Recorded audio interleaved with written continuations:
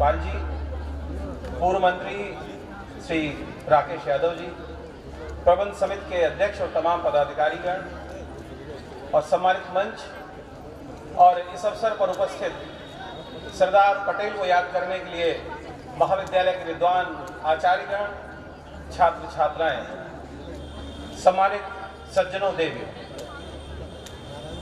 जब सरदार पटेल जयंती के लिए हम आप सब एकत्रित होते हैं तो एक अलग तरह का विचार हमारे सामने आता है। आप कल्पना करें, जो इतिहास के विद्यार्थियों ने जाना होगा, जब इतिहास के पन्ने पलटे होंगे कि भारतीय इतिहास में और स्वतंत्रता के बाद भारत के वर्तमान राजनीतिक नक्शे को जब देखते हैं तो उसमें सरदार पटेल की क्या भूमिका रही। अगर सरदार पटेल का योगदान न हुआ होता, जो करीब 560 से ज्यादा रियासतें थी भारत में, और जब अंग्रेज जा रहे थे तो पाकिस्तान, हिंदुस्तान और तमाम रियासतों को स्वतंत्र कर दिया था तो जहां चाहें उनके साथ मिल सकते हैं। सरदार पटेल ने अपने राजनीतिक चातुर्य से, चाणक्य नीति से, कर्तव्य निष्ठा से और देश प्रेम से उन सबको एक साथ बांध दिया। और जो कुछ रियासतें थीं, जैसे जूनागढ़ या हैदराबाद या कुछ और, उनको साम दाम दंड भेद से भारत के नक्शे में एक साथ मिलाया।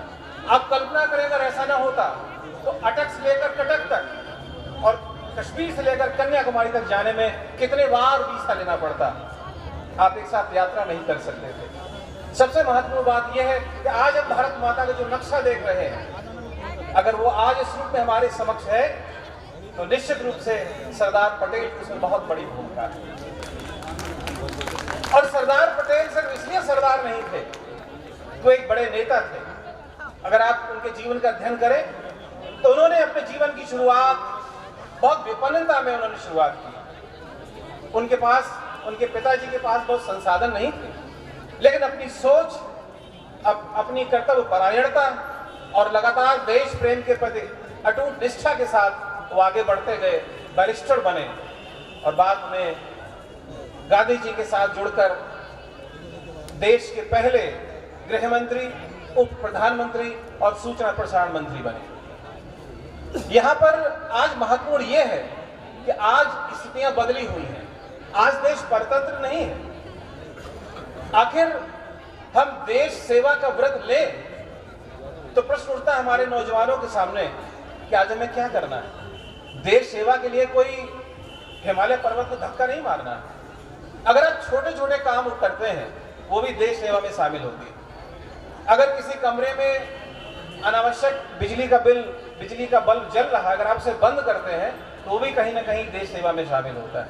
अगर कहीं पानी बह रहा है, अगर उसे आप बंद कर देते हैं अनावश्यक, वो भी कहीं ना कहीं देश सेवा हो रही है। क्योंकि आज की इस तारीख में अपने देश में एक बहुत बड़ी ऐसी आबादी है जिसके पास न पीने का साफ पानी है और न रात में पढ़ने के लिए किसी बच्चे के पास वो बिजली की रोशनी मिलती है। अगर आप अपनी सोच सही रखते हैं, देश सेवा के लिए कार्यक्रम करते हैं, मन में विचार करते हैं, वही सबसे बड़ी देश सेवा है।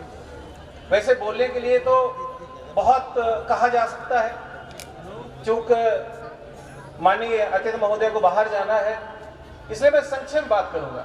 वैसे तो मुझे बोलने के लिए बहुत सारे अवसर मिलते हैं, चूंकि मैं नेशनल कमेंटेटर हूँ, देश विदेश में बड़े मंचों पर मेरी आवाज गूंजती है, पूरे देश में एक साथ गूंजती है।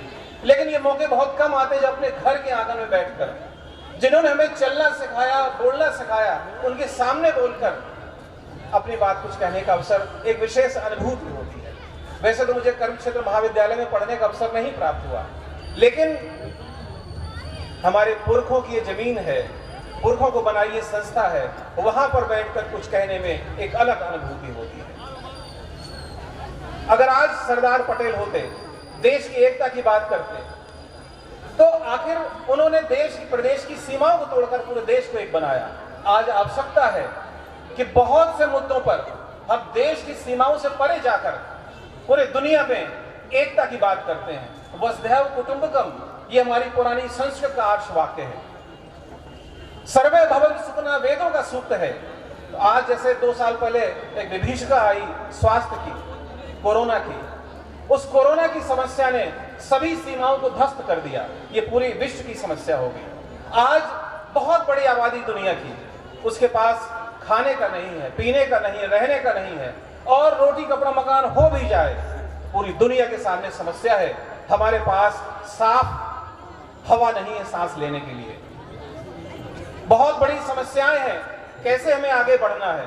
साफ पानी पीने का हो, साफ हवा हो, हम सुरक्षित पृथ्वी में रह सकें, इसके लिए पूरी दुनिया को मिलजुल कर काम करना होगा। ये मैं कुछ बिंदु दे रहा हूं जिस पर हमारे आगे वाले विचारक उस पर विचार करेंगे और इस देश को और पूरी दुनिया को एक सुंदर धरा बना पाएंगे।